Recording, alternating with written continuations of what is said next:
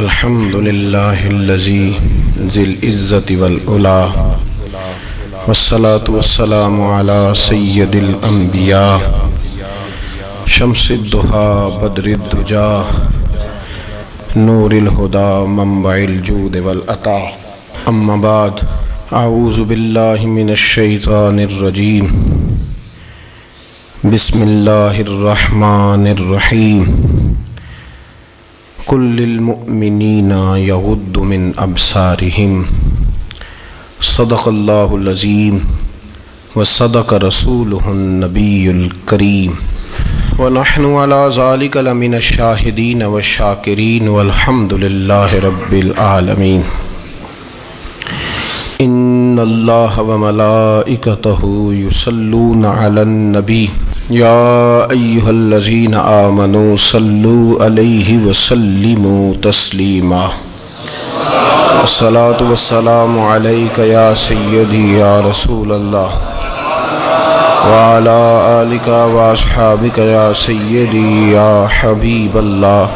تمام تعریفیں حمد و ثنا اللہ تبارک و تعالی کے لیے، درود و سلام نبی اکرم نور مجسم شفیع معظم آقا کل ختم رسول دانائے سبل احمد مجتبیٰ جناب حضرت محمد مصطفیٰ صلی اللہ تعالی علیہ وسلم کی ذات والا صفات کے لیے حمد و صلات کے بعد، اسلام فطرت کے عین مطابق دین ہے۔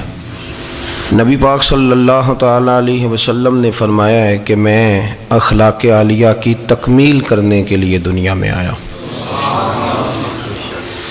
جتنے اخلاق ہو سکتے تھے، جتنی خوبصورتیاں ہو سکتی تھیں، جتنی اللہ کو محبوب تھیں، وہ ساری میرے نبی کریم نے بیان فرمائی، ساری رسول کریم صلی اللہ تعالی علیہ وسلم نے بیان کر دی ہیں، جتنی خوبصورتیاں ہو سکتی تھیں۔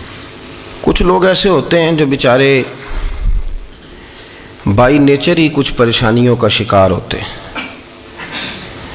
اور قرآن مجید نے جو ارشاد فرمایا نا کہ کچھ لوگ نفس کی خواہش کو اپنا خدا بنا لیتے ہیں، تو وہ بلا وجہ بھی بہت ساری باتیں کرتے ہیں جن کا کوئی وجود نہیں ہوتا۔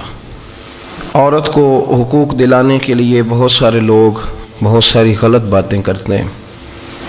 جو لوگ یہاں سے کسی کو لے جاتے تھے نا دبئی، دھوکہ دے کے اور لے جاتے تھے یورپ میں، عرب ممالک میں دھوکہ دے کے لے جاتے تھے، تو وہ بھی کوئی خواب ہی تو دکھاتے تھے کہ اتنے لاکھ تنخواہ ہوگی، اتنا کچھ ہوگا۔ وہاں جا کے پتہ چلتا تھا کہ جیب سے بھی دینے پڑیں گے کچھ۔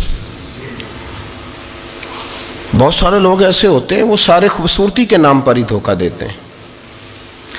آپ کو پتہ ہے کہ جو آدمی کسی کو لالچ دیتا ہے تو کسی کو لوٹنے کے لیے اسے لالچ دینا بڑا ضروری ہوتا ہے۔ لوگ پہلے لالچ دیتے ہیں پھر لوٹتے ہیں، پہلے مکمل لالچ دیتے ہیں، یہ چیز مل جائے گی، یہ چیز مل جائے گی۔ لوگ مکمل لالچ دیتے ہیں، اس کے بعد پھر لوٹتے ہیں۔ اور اگر لالچ نہ دیں تو کوئی آدمی قابو آئے گا؟ لوگ لوٹتے ہیں لالچ دے کر۔ اچھا، اب وہ جو جس کو لالچ دیا جا رہا ہوتا ہے وہ کہہ رہا ہوتا ہے کہ نہیں نہیں تمہیں نہیں پتا، وہ اس وقت ماننے کو تیار نہیں ہوتا۔ وہ کہتا ہے اتنی خوبصورت باتیں کر رہا ہے، اتنی اچھے پیغام دے رہا ہے، تم میرے دشمن ہو، تم مجھے منع کر رہے ہو۔ ہوش تب آتی ہے کہ جب سب کچھ لٹ جاتا ہے۔ عورت کو ویسے بھی قابو کرنا بڑا آسان ہوتا ہے۔ اعلیٰ حضرت بریلوی رحمۃ اللہ علیہ فرماتے ہیں بیٹیاں نازک شیشیاں ہوتی ہیں، ان کو تو ذرا سی چوٹ لگے تو ٹوٹ جاتی ہیں۔ دیکھیں کتنا بڑا جملہ کہا بریلی کے امام، وہ نازک شیشیاں ہیں۔ ذرا کوئی آدمی گمراہ کرتا ہے، ذرا خراب کرتا ہے۔ اب دیکھیں نا، جو بچیوں کو بچے مس گائیڈ کرتے ہیں، انہیں بڑے بڑے خواب دکھاتے ہیں، وہ بیچاری ماں باپ کو چھوڑ کے، بہن بھائی کو چھوڑ کے اس کے ساتھ شادی کرتی ہے، پھر جو اس کا بعد میں اشر ہوتا ہے، آپ ادلیاں نو سردار پہن تکے تے شرما والیاں نو چوٹے ڈولیاں دے۔ پھر وہ بیچاری ماں باپ رکھتے نہیں، وہ ظلم کرتا ہے تو کتنی بڑی تکلیف میں وہ بچی آ جاتی۔ نازک شیشی ہوتی ہے نا تو ٹوٹ جاتی. یہی حال اب جدید خواتین اور یہ جو کچھ اینکر پرسن ہیں، یہ اصل میں نا یہ آپ کو سیاست سکھاتے ہیں، لیکن یہ مادر پیدر آزاد لوگ ہیں، بالکل آزاد. یہ تو علماء شور نہ کریں، بات نہ کریں، گفتگو نہ کریں، مشائخ بات نہ کریں، اور یہ جو کچھ سنجیدہ اور دینی طبقہ ہے یہ کوئی شور نہ کرے، یہ تو روڈوں پہ ننگے ہو کے آ جائیں معاذ اللہ. خوفناک نظریہ رکھتے ہیں یہ لوگ. عورت کو کہتے ہیں تیرے حقوق ہم تجھے لے کے دیں گے. مثلاً وہ کون سا حق ہے جو تم نے لے کے دینا ہے؟ میرے نبی کریم صلی اللہ علیہ وسلم اس کو بیٹی بھی بنایا ہے، اس کو بہن بھی بنایا ہے، اس کو ماں بھی بنایا ہے، اسے بیوی کا عالی شان رتبہ بھی عطا فرمایا ہے. اور چونکہ بیٹی کا بھی حق بڑا بیان کیا جاتا ہے، بہن کا بھی، ماں کا بھی. اور بیوی کے معاملے میں لوگ سمجھتے ہیں کہ زیادہ بات نہیں کرنی چاہیے، شاید مسئلہ خراب ہو جائے. حالانکہ نبی پاک صلی اللہ تعالیٰ علیہ وسلم نے بیوی کے بارے میں پتہ کیا فرمایا؟ فرمایا جب تم نکاح کر لیتے ہو تو اپنا ایمان محفوظ کر لیتے ہو. اب میں اس کی شرح نہیں کرتا، اب خود کر لیجئے گا کہ وہ ایک ایسی شخصیت ہوتی ہے کہ جس کی موجودگی میں آپ کا ایمان محفوظ ہے. اب میں نہیں سمجھتا کہ اس سے بڑی بات کوئی اور ہو سکتی ہے، جس کی موجودگی میں آپ کا ایمان. اور بھئی یہ حدیث پاک عرض کر رہا ہوں، نکاح جب کوئی کر لے تو اس نے اپنا ایمان مکمل کر لیا. اس کا معنی یہ ہوا کہ آپ کا ایمان محفوظ ہے اس کی موجودگی میں. تو اس سے زیادہ بھی، یعنی ایمان سب سے قیمتی چیز ہے نا، تو اس کے محفوظ ہونے کی وجہ حضور نے نکاح بیان کر دی. اب میرا خیال ہے بی بی اگر کوئی اس سے بڑا حقوق مانگے گی تو بیوقوفی کرے گی. اتنا بڑا درجہ نبی کریم نے اسے عطا کر دیا، اتنا بڑا مقام دے دیا کہ تو خاوند کے ایمان کے محفوظ ہونے کا ذریعہ بن گئی ہے. عورت کو جو حقوق رسول کریم صلی اللہ تعالی علیہ وسلم نے عطا فرمائے، نبی پاک نے جو حقوق دیے، دیکھیں نا، حضرت عبداللہ ابن عمر رضی اللہ تعالیٰ عنہ کی اہلیہ بیمار تھی تو جلدی جلدی سے وہ آئے. تو جب بہت جلدی ہو، سفر بڑا شدید تھا، تو آپ نے جلدی سے نماز ادا کی، جلدی سے چلے. آپ کے خادم کہنے لگے حضور خیریت ہے؟ فرمایا میری بیوی بیمار ہے. تو اس نے عرض کی حضور آپ کی اہلیہ بیمار ہے، تو آپ نے نماز بھی جلدی سے پڑھی، سفر بھی جلدی جلدی کیا. تو فرمانے لگے یہ وہ چیزیں ہیں جو ہمیں مدینے والے رسول نے سکھائی. آپ اس کیفیات کو سمجھیں کہ حضور صلی اللہ علیہ وسلم نے درس دیا. اور پھر ایک اور بہت بڑی بات، یہ فضیلت کسی اور کو نہیں دی.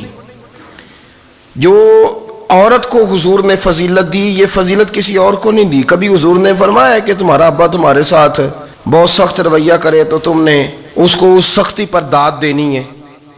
فرمایا چلو اگر وہ زیادتی بھی کرے تو تم نے اس کے ساتھ سلوک اچھا ہی کرنا ہے. لیکن آپ ایک بات کو سمجھے نا کہ بچے کے بارے میں، بیٹے کے بارے میں، بیٹی کے بارے میں فرمایا 10 سال کے ہو کے نماز نہ پڑھیں تو سختی کرو، تمہارا ڈنڈا بھی لٹکنا چاہیے.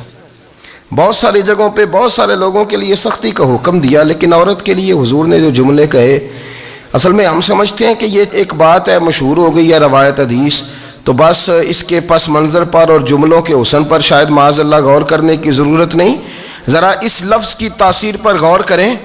حضور نے فرمایا عورت ٹیڑھی پسلی سے پیدا کی گئی ہے، یہ ٹیڑھی ہے، اس کو سیدھا کرنے کی کوشش کرو گے تو ٹوٹ جائے گی. تو حضور پھر ہمارے لیے حکم کیا ہے؟ فرمایا جیسی ہے تم اسی کے ساتھ نبھا کرو.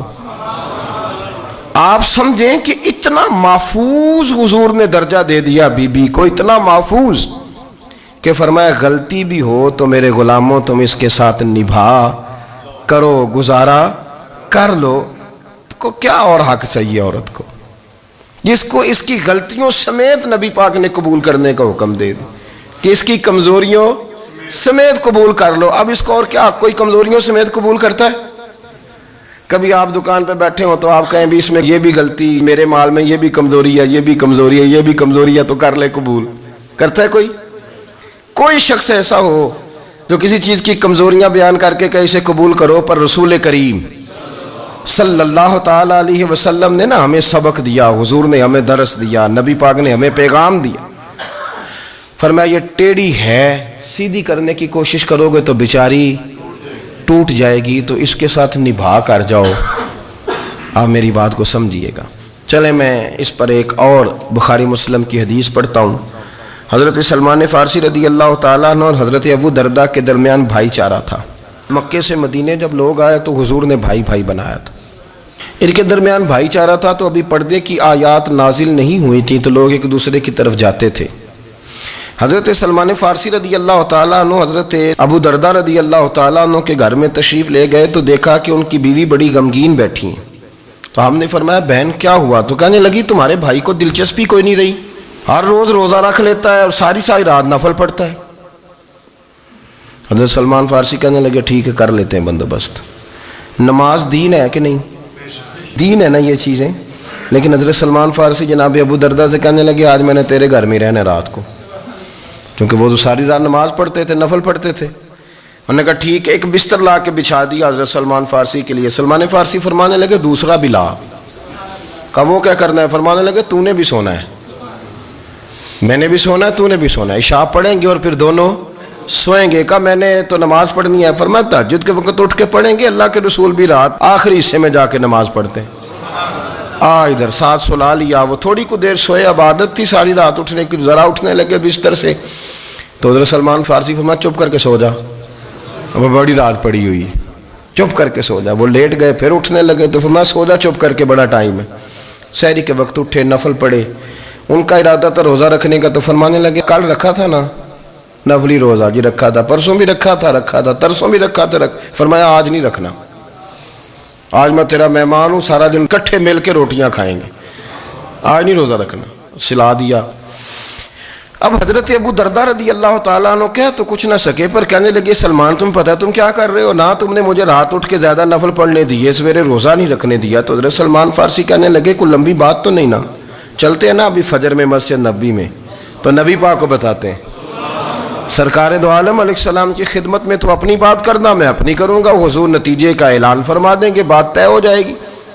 حاضر خدمت ہوئے، عرض کی یا رسول اللہ صلی اللہ تعالیٰ علیہ وسلم یہ ساری رات نفل پڑھتے ہیں، ہر روز روزہ رکھتے ہیں، ان کی اہلیہ غمگین بیٹھی ہیں، حکم فرمائیں.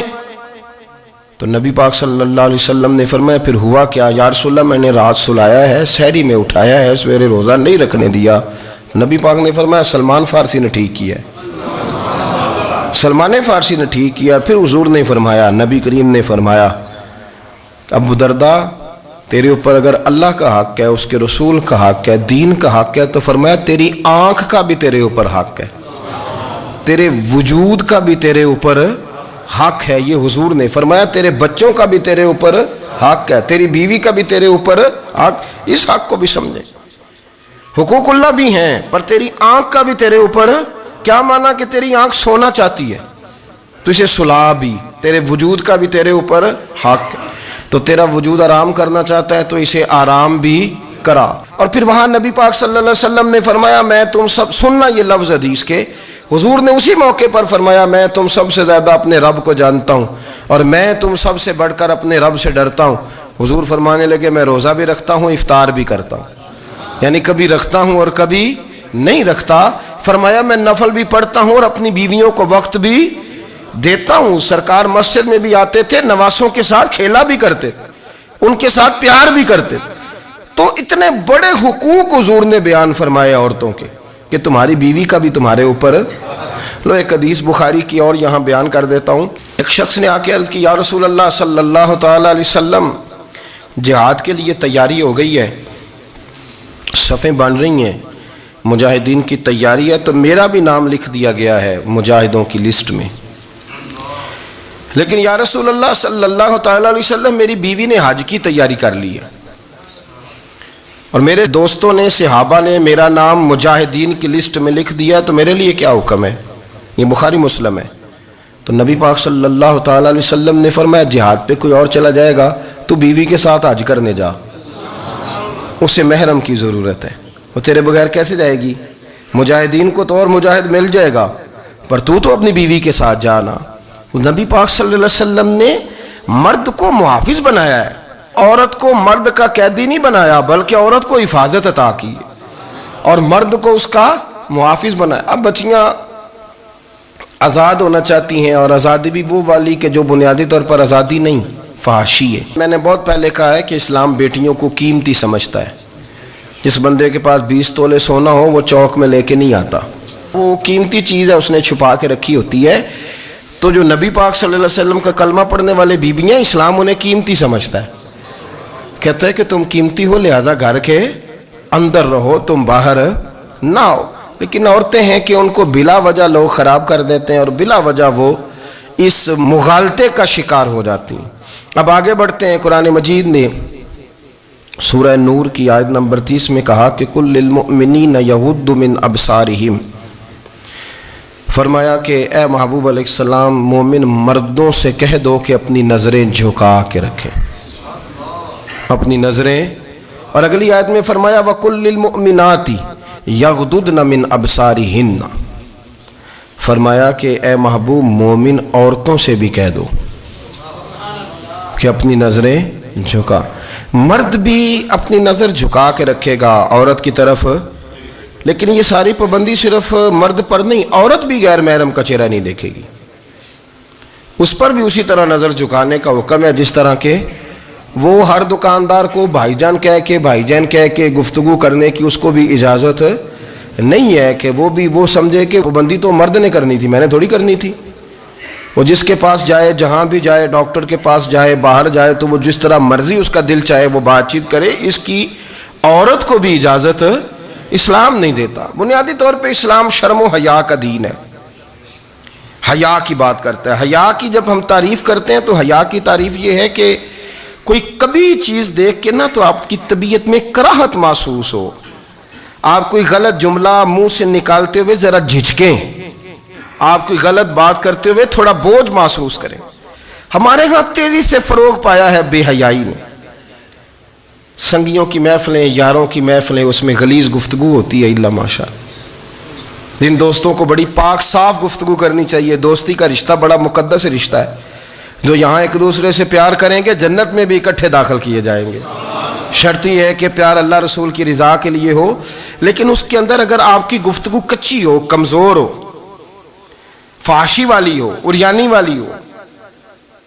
وہ ہمارے ہاں تو اب اس کو لوگ فیشن سمجھتے ہیں، اس کو مردانگی کی علامت سمجھتے ہیں کہ وہ جی ساری باتیں جی وہاں ہو گئیں اور جس کا جو جی چاہا اس نے کہا. آپ جب حیا کے دائرے میں ہوتے ہیں تو آپ خود بھی سکون محسوس کرتے ہیں. دیکھیں نا، آپ کو نیند سکون سے کہاں آتی ہے؟ جہاں کمرہ بند ہو، چاروں جانب دیوار ہے، اوپر چھت ہے، خالی دروازہ بھی کھلا ہوا ہونا تو جب بندہ سکون لینا چاہتا ہے تو کہتا ہے یار ذرا دروازہ ذرا بند کر دو. وہ اچھی طرح اپنے آپ کو چھپا لیتا ہے نا حیا کے پردے میں، تو اللہ اسے سکون عطا کرتا ہے. اور جو اس سے بھی زیادہ ٹھنڈی نیند میں جانا چاہتا ہے وہ کہتا ہے لائٹ بھی بند کر دو. اب وہ مکمل طور پہ سمجھتا ہے کہ میں چاروں جانب سے چھپ گیا ہوں، اگر میں کھل کے بھی سو جاؤں گا تو میرا چونکہ پردہ قائم ہے تو مجھے کوئی دشواری نہیں ہوگی. آپ جب چھپ جاتے ہیں، جب آپ حیا کے اندر سمٹ جاتے ہیں، جب آپ چادر کے اندر آ جاتے ہیں تو آپ بہت ساری جگہوں پہ آسانی محسوس کرتے ہیں. تو حیا تو آپ کو سکون دیتی ہے، حیا تو دل کو راحت دیتی ہے. میں بڑی ذمہ داری سے بات عرض کرتا ہوں، قرآن مجید نے نا ایک مقام پہ مذاق کو، ایک مزاح ہوتا ہے خوش طبی، وہ نہیں مذاق اڑانا. قرآن پاک نے نا مذاق کو ایک جگہ پہ جاہلوں کا طریقہ بھی قرار دیا ہے. بنی اسرائیل کے لوگوں سے حضرت موسیٰ نے کہا کہ گائے ذبح کرو اور ایک ٹکڑا مقتول کو مارو، زندہ ہو کے خود بتا دے گا مجھے کس بندے نے قتل کیا. تو کہنے لگے آپ ہمارے ساتھ مذاق کر رہے ہیں. تو قرآن مجید کہتا ہے کہ حضرت سیدنا موسیٰ علیہ السلام فرمانے لگے اعوذ باللہ ان اکون من الجاہلین، فرمانے لگے میں اللہ کی پناہ مانگتا ہوں کہ میں جاہلوں میں سے ہو جاؤں. یہ مذاق کرنا تو جاہلوں کا طریقہ ہے. اگر آپ کی زبان سے بے حیائی کا جملہ نکل گیا، اگر آپ کی زبان سے بے حیائی کا جملہ نکل گیا، آپ نے کہہ دیا کہ ہم آزاد لوگ ہیں، جو مرضی کریں گے، جو مرضی کہیں گے، جو ہمارا دل میں آئے گا کریں گے، تو پھر تو لوگ آپ کا وہ حشر کریں گے کہ آپ سے برداشت ہی نہیں ہوگا. جس کا لوگ مذاق بنا لیتے ہیں اور جو مذاق بن جاتا ہے پھر اسے کچھ جینے دیتا ہے. آپ حیا کی چادر میں چھپیں گے تو بچیں گے. اگر آپ نے اپنا مذاق بنوا لیا یہ کہہ کے کہ میں نے مرضی کرنی ہے، پھر یاد رکھنا چھپنے کو جگہ نہیں ملے گی، پھر تکلیف میں آ جائیں گے، پھر بہت بڑی اذیت کا شکار ہو جائیں. شرم و حیا، عرب کے اندر جو کنواری لڑکیاں تھیں ان میں بڑی حیا ہوتی تھی. الحمدللہ میں بڑے فخر سے کہتا ہوں کہ میرے پنجاب کی، میرے پاکستان کی بیٹیاں بھی 20 دفعہ ان کا ابا کہے تیری شادی کرنی ہے تو وہ آنکھ نہیں اٹھا پاتی آج بھی۔ یہ تو وہ چند لوگ ہیں جو کہتے ہیں ہم ہائی کلاس ہو گئے، ہمیں نہیں پتا کہ وہ روشن خیال ہو گئے ہیں کہ روغن خیال ہو گئے، پتہ نہیں کدھر چلے گئے۔ ورنہ ہماری بیٹیاں آج بھی جب ان سے ان کا باپ، ان کی ماں بات کرتی ہے تیری شادی کی، تو وہ تو شرم کے ساتھ پچھلے سے پچھلے کمرے میں چھپتی ہیں۔ یہ اللہ نے فضل کیا ہوا ہے اس ملت پر۔ تو عرب کی لڑکی بڑی حیا والی ہوتی تھی، اس سے کوئی بات کرنی پڑتی تھی تو 20 دفعہ بات کی جاتی، پھر بھی وہ عورت چھپتی پھرتی تھی۔ حضرت عائشہ صدیقہ رضی اللہ تعالیٰ عنہ فرمانے لگیں میرے نبی پاک صلی اللہ علیہ وسلم عرب کی کواری لڑکیوں سے بھی زیادہ حیا کرنے والے۔ قاضی اعجاز مالکی نے، شیخ عبدالحق محدث دہلوی نے، دیگر بزرگ جو سیرت نگار گزرے انہوں نے لکھا ہے کہ نبی پاک صلی اللہ علیہ وسلم کے اندر 100 مردوں سے زیادہ طاقت تھی، 100 مردوں سے زیادہ طاقت۔ اب جو بات کہنے لگا ہوں، جو نتیجہ دینے لگا ہوں، اس پر خاص توجہ آپ فرمائیں گے۔ ذرا فکری طور پر، نظریاتی طور پر ایک چیز کو سمجھیے۔ ہم سمجھتے ہیں کہ جوان لڑکا ہے جی جو مرضی کرے، عمر ہے جی۔ آپ ذرا بات پر غور کیجئے گا کہ حضور صلی اللہ علیہ وسلم میں طاقت 100 مردوں سے زیادہ ہے اور حیا کواری لڑکیوں سے بھی زیادہ ہے۔ ذرا اس بات کا تقابلی جائزہ کیجئے گا کہ طاقت 100 مرد سے زیادہ ہے لیکن حیا کواری لڑکی سے بھی زیادہ ہے۔ اس کا معنی یہ ہوا کہ جس ٹہنی کو پھل زیادہ لگ جاتے ہیں وہ جھکا کرتی تو حیا تو حسن ہے، حیا تو آپ کو پاک صاف کرے گا، حیا تو آپ کو نرالا کرے گا، انوکھا کرے گا۔ وہ ہمارے ایک دانشور ہے، انہوں نے مضمون لکھا، کئی باتیں بڑی پسند آتی ہیں۔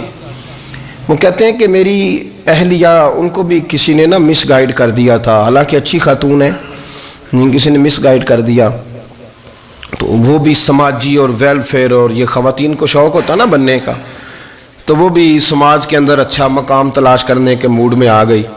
تو کئی ایک دن جانا تھا تو بڑی بن سنور کے میرے ساتھ وہ گاڑی میں بیٹھ گئی۔ تو میں گاڑی میں، عورتوں کو یہ بھی مسئلہ ہوتا ہے نا کہ ہماری تعریف کرو، تو کئی دفعہ بعد مردوں بیچاروں کو جھوٹ بولنا پڑتا ہے، تو زبردستی کراتی ہے نا جی۔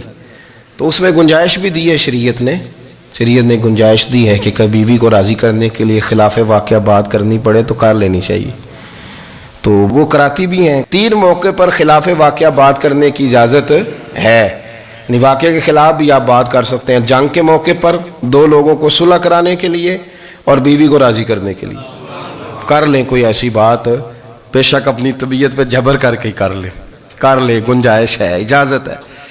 تو وہ کہتے ہیں جب وہ گاڑی میں میرے ساتھ بیٹھی بن سنور کے، تو وہ تقاضا کرنے لگی کہ میں نے بڑے اچھے کپڑے پہنے ہیں پر آپ نے توجہ نہیں کرائی۔ تو وہ سیاںا بندہ تھا، وہ چاہ رہا تھا کہ میری خاتون سمجھ جائیں۔ وہ کہتے ہیں مجھے پتہ تھا کہ بیچاری مس گائیڈ ہو گئی ہے، دل کی بڑی اچھی ہے، سیاਣੀ ہے، لیکن اس کو کچھ خواتین نے، کچھ لوگوں نے مل کے اس کو ذہن غلط کر دیا ہے کہ سماج میں نکلو، باہر جاؤ، کام کرو، فلاں کرو، اپنی مرضی سے جیو۔ تو میرے ساتھ گاڑی میں بیٹھی کہیں جانے کے لیے، تو مجھ سے کہنے لگی کہ آپ نے میری طرف توجہ ہی نہیں کی، آپ نے کوئی ذکر ہی نہیں کیا کہ میں کیسی لگ رہی ہوں۔ تو وہ کہتے ہیں میں نے اسے کہا کہ اگر تو ناراض نہ ہو تو پھر میں صحیح والی تعریف کر دوں۔ تو اس نے کہا کہ آپ کر دیں۔ تو کہتے ہیں میں نے درد سے اور خلوص سے اپنی بیوی سے کہا، خلوص کے ساتھ میں نے کہا میں تو روز گھر ہوتا ہوں، روز شام کو گھر ہوتا ہوں، اگر تو میرے لیے تیار ہوتی تو میں تیری تعریف کرتا، لیکن آج تو باہر جانے کے لیے تیار ہوئی، تو پھر ان سے تعریف کی امید رکھ جن کے لیے تو نے تیاری کی ہے۔ میرے لیے تیاری کرتی تو میں تو ہر شام تیرے پاس ہوتا ہوں۔ کہتے وہ میرے لفظوں میں درد تھا تو وہ بھی رو پڑی، اور کہنے لگی آپ گاڑی روک دیں، مجھے باہر جا کے کسی کو راضی نہیں کرنا، میں نے اسے راضی کرنا ہے جس کو رب کریم نے میرا شوہر بنایا ہے اور میرے لیے منتخب کیا ہے، میرے ماں باپ کو، میں واپس لوٹتی ہوں۔ یہ ایک پہلو ہے سلگتا ہوا، اس کو سمجھا جائے۔ رسول کریم صلی اللہ علیہ وسلم عرب کی کواری لڑکیوں سے زیادہ حیا والے تھے، کواری لڑکیوں سے زیادہ حضور حیا فرمایا کرتے تھے۔ جب خانہ کعبہ کی مکہ شریف میں تعمیر ہو رہی تھی نا، اہل عرب اس کو تعمیر کر رہے تھے، تو نبی پاک صلی اللہ علیہ وسلم اپنے چچا حضرت عباس کے ساتھ خانہ کعبہ کی تعریف میں مصروف تھے.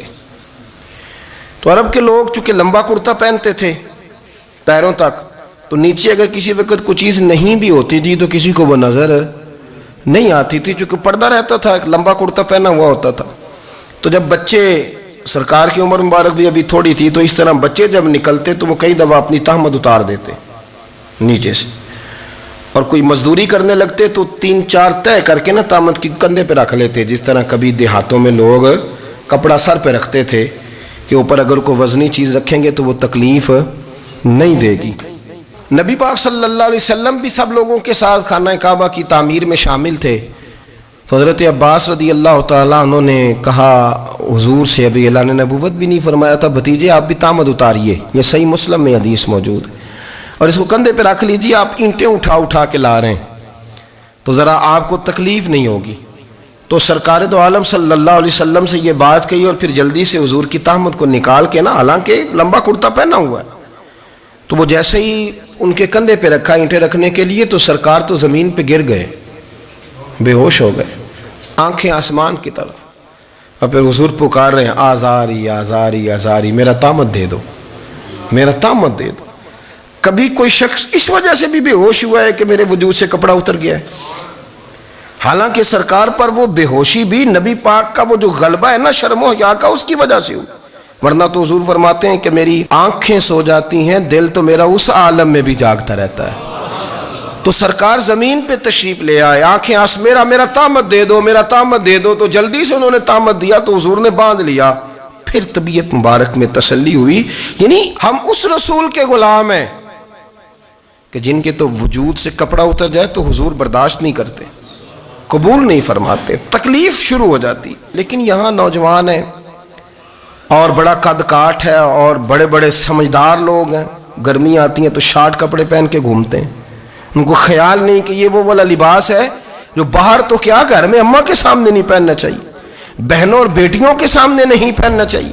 آپ کی گفتگو میں شرم و حیا ہو، آپ کے لب و لہجے کے اندر حسن ہو. آپ کو پتہ ہے نبی پاک صلی اللہ علیہ وسلم نے فرمایا میری امت میں سب سے زیادہ حیا کرنے والے عثمان غنی ہیں. عثمان غنی سب سے زیادہ حیا کرنے والے.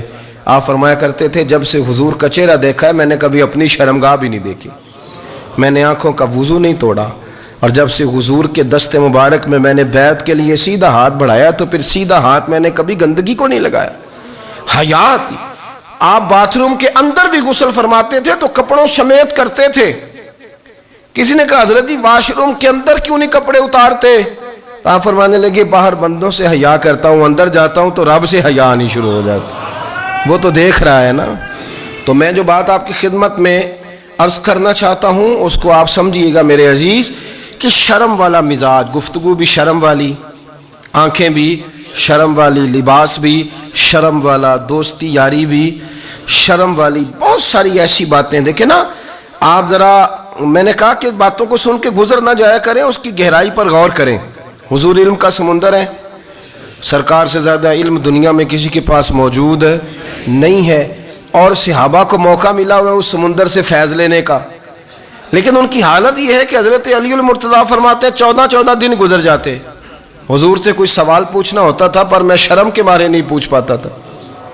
14 دن بخاری شریف میں موجود ہے. ایک دن نبی پاک صلی اللہ علیہ وسلم نے پوچھا صحابہ سے کہ وہ کون سا درخت ہے جس کے پتے نہیں گرتے، اور وہ درخت اس طرح ہے جس طرح مومن ہوتا ہے، وہ درخت میرے مومن کی طرح بتاؤ. حضرت عبداللہ ابن عمر فرماتے مجھے پتا تھا کہ وہ کھجور کا درخت ہے، لیکن چونکہ ابو بکر صدیق بھی بیٹھے ہیں، عمر فاروق بھی بیٹھے ہیں، مولا علی بھی بیٹھے ہیں، عثمان غنی بھی بیٹھے ہیں، اتنے جید لوگ بیٹھے ہیں، تو مجھے حیا آتی تھی کہ میں کیوں جواب دوں. کہتے ہیں سرکار نے کئی دفعہ پوچھا، لوگوں نے کئی اور درخت بتائے، پر فرمایا تمہارا جواب درست نہیں ہے. آپ حیا کے اس پہلو پر غور کریں کہ سوال کا جواب آتا ہے، سوال کا جواب، یعنی مجھے سوال کا جواب آتا ہو پھر میں دوں نہ، مجھے بدعزمی نہ ہو جائے گی. یہ کیسے ممکن ہے کہ میری رات گزر جائے، مجھے پتا بھی تھا اور میں نے بتایا نہیں. بہت سارے لوگ آ کے بہت ساری باتیں بتاتے ہیں، بہت ساری باتیں وہ سمجھاتے ہیں، تو ہم غور سے ان کا چہرہ دیکھنے لگ جاتے ہیں، کہتے ہیں یار اس کا تو دعویٰ تھا کہ میں سمجھنے آتا ہوں، تو یہ تو ہمیں سمجھا رہا ہے، چلو الحمدللہ ہم سمجھنے کو تیار ہیں.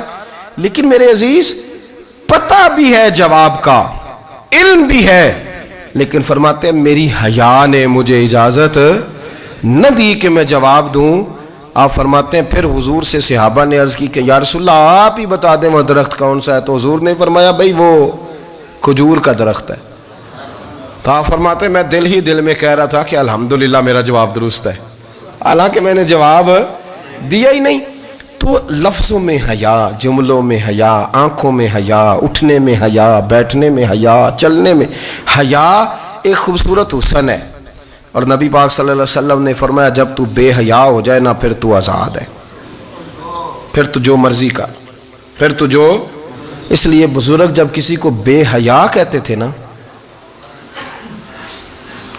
اللہ اکبر، اور جب کسی کو کہتے تھے نا یہ بے حیا ہے تو لوگ سمجھتے تھے کہ کوئی ہلکی سی بات کر دی ہے، لیکن ان کا معنی یہ ہوتا تھا کہ بس بھئی اب اس کے ساتھ کوئی کلام کرنے کی ضرورت، اس کو اب اصلاح کی ضرورت نہیں، یہ بے حیا ہے۔ کیا معنی؟ کہ اب یہ جو اس کے دل میں آئے گا وہ کرے گا، جو اس کی طبیعت چاہے گی وہ کرے گا، اب یہ کسی پہلو بھی قابو آنے کو تیار، بے حیا ہو گیا۔ بے حیائی بہت بڑا عیب ہے۔ اور جو لوگ کہتے ہیں کہ ہمیں بالکل آزادی ہونی چاہیے، ہمارا اپنا جسم ہے تو ہماری اپنی مرضی چلے گی۔ ایک وزیر صاحب ہیں، پتہ نہیں میں ان کو جانتا تو نہیں، انہوں نے سینٹ میں تقریر کی ہے، میں نے ان کی بات سنی ہے۔ اس نے کہا نہیں نہیں بھائی، جسم رب کا ہے تو مرضی بھی تو رب کریم کی چلے گی، اور مرضی بھی، یہ مرضی بھی اللہ کی۔ یہ مجھے تھوڑا سا مسئلہ ہے جسم پر، کبھی کبھی مجھے کثرت سفر سے الرجی ہو جاتی ہے۔ میرے ساتھ لوگ نا دل سے پیار کرتے ہیں، شاید ہی کوئی اچھا ڈاکٹر ہو جس تک میرے سنگی مجھے لے کے نہ گئے ہوں، پر جسم اللہ کا ہے نا، مرضی بھی، جب وہ چاہے گا صحت دے گا۔ کیوں کچے کاموں میں لوگ پڑ گئے، کیوں غلط لوگ سوچ میں پڑ جاتے ہیں، یہ اسی کا ہے۔ اور جب وہ چاہے گا، آپ اس بات کو اچھے طریقے سے سمجھ لیں کہ جو اپنی مرضی چوکوں چوراہوں میں کر رہے ہوتے ہیں نا، جو مرضی گاندمند، وہ جانور ہوتے ہیں، وہ جانور ہوتے ہیں جو نہ چونک دیکھتے ہیں نہ گلی دیکھتے ہیں، نہ انہیں پتہ ہوتا ہے کہ جگہ کون سی ہے۔ وہ انسان، میں نے کہہ دیا جو میں نے کہنا تھا، میں نے کہہ دیا، وہ جانور ہوتے ہیں۔ اور جو کچھ انسان ہوتے ہیں نا، ان کے اندر کچھ نہ کچھ پھر شرم حیا بھی ہوتی ہے۔ وہ چوکوں چوراہوں میں وہ حرکتیں اور وہ کام نہیں کرتے جو جانور کرتے ہیں۔ ان کے لیے بڑے پردے ہوتے ہیں، ان کے لیے بڑی باتیں ہوتی ہے، ان کے لیے بڑا کچھ ہوتا ہے۔ جو بالکل آزاد ہو جائے، کوئی پتہ نہ ہو کس وقت کیا کہنا ہے کیا کرنا ہے، تو پھر وہ دائرہ انسانیت سے خارج ہو جاتا ہے۔ ہم آپ کو کیا دعوت دیں؟ آپ تو وہ باتیں کر رہے ہیں جو اسلام کا انسانیت کے حق میں بھی ٹھیک نہیں، آپ تو وہ والی باتیں کر رہے ہیں جن کا انسانیت بھی تقاضا نہیں کرتی کہ یہ باتیں ہونی چاہیے۔ لیکن ایک بات، میں تو جذباتی نہیں ہوتا، میں بڑے غور سے چیزوں کو دیکھتا ہوں، سنتا ہوں، اور نہ میں ان موسمی مینڈکوں کی، وہ مجھے عاتق صاحب کہنے لگے جی بڑے بڑے مولوی ایک بندے کے ساتھ بیٹھے ہوئے ہوتے تھے اور وہ روزے میں بڑے بڑے درس دیتا تھا تو وہ بھی فلانی فلانی حرکتیں کر رہا ہے۔ تو میں نے کہا ہم نے تو پرانا کہا تھا کہ موسمی مینڈک ہے، تو پرانے کہہ رہے ہیں کہ اداکار ہے، تو وہ جہاں کاسٹ کریں گے وہاں وہ اداکاری کرے گا۔ آپ کسی مذہبی جگہ کر لیں تو وہاں کر لے گا، کہیں اور جگہ کریں گے تو ہم تو پرانا کہہ رہے ہیں۔ تو کسی کو کبھی سمجھ آتی ہے تو کسی کو کبھی اور جگہ جا کے سمجھ آتی ہے۔ ہم ان لوگوں سے پریشان نہیں ہوتے، کیوں؟ سن لیں، کوئی مایوسی نہیں، ان کے اندر جتنا زور ہے وہ لگائیں۔ یہ ملک بنا ہے رسول اللہ کے نام پہ، یہ اللہ نے تحفہ دیا ہے امت مسلمہ کو، یہ نبی پاک کے نام پہ بنا ہے، تو یہاں جھنڈا بھی وہی والا بلند ہونا ہے جو مدینے والے رسول کا جھنڈا ہے، اور یہاں وہی کام چلے گا جو نبی پاک نے بیان فرمایا۔ تو اس طرح کئی لوگ آتے ہیں، وہ شور شار کرتے ہیں، چلے جاتے ہیں، اتنے نہ پریشان ہوا کریں۔ بہت سارے لوگ تو بیچارے اس قابل بھی نہیں ہے کہ ان کا نام لیا جائے، مطلب اتنا ہم ان کو اہمیت دے دیں، ان کا ذکر کریں، ان کا نام لیں، ان کی بات کریں، وہ بیچارے اس قابل ہی نہیں ہے، مطلب سٹیٹس ہی نہیں ہے ہمارا۔ اتنے فارغ ہیں ہم کہ اب جو بندہ آئے گا کہانی چھیڑے گا تو ہم چھیڑ جائیں گے۔ اور بھائی اللہ کا فضل ہے الحمدللہ تعالی، لوگوں نے بڑا شور کیا اور بڑے زمانے سے دنیا شور کر رہی ہے، پر اللہ کے گھر مسجدیں بھری ہوئی ہیں، مسجدیں بھری ہوئی ہیں۔ ہماری بیٹیاں پردے کرتی ہیں، پردے کو پسند کرتی ہیں، وہ حجاب میں رہتی ہیں، وہ سمجھتی ہیں کہ ہمارا اصل حسن کیا ہے۔ تو یہ پراپیگنڈا پرانا چلا آ رہا ہے، اس کا اللہ کے فضل سے امت مسلمہ پہ نہ کبھی اثر ہوا ہے اور نہ کبھی ہوگا انشاءاللہ۔ اللہ تعالی ہمیں حق پر استقامت عطا فرمائے۔